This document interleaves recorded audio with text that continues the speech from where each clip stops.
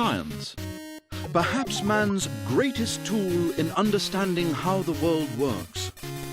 But does it lead us to truth? German philosopher Friedrich Nietzsche was an avid science enthusiast. But he also recognized that even science has its limitations.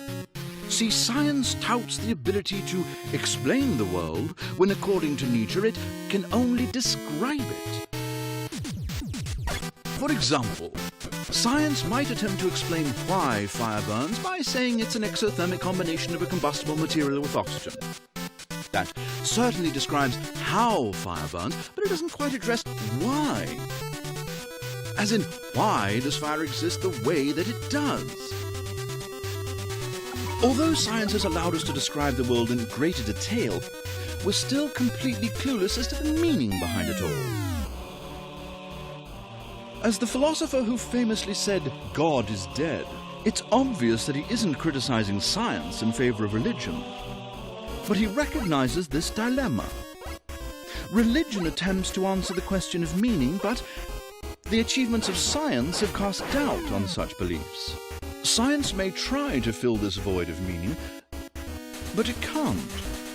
Because as Nietzsche said, science has no consideration for ultimate purposes.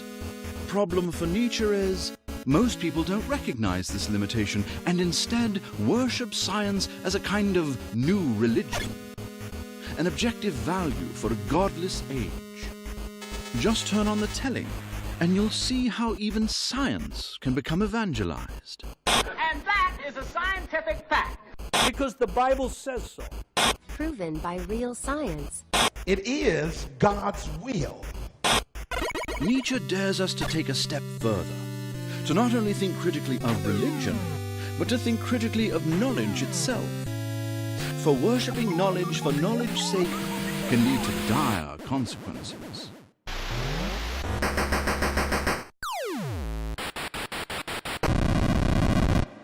As he said, man shouldn't be the servant of knowledge. Knowledge should be the servant of man.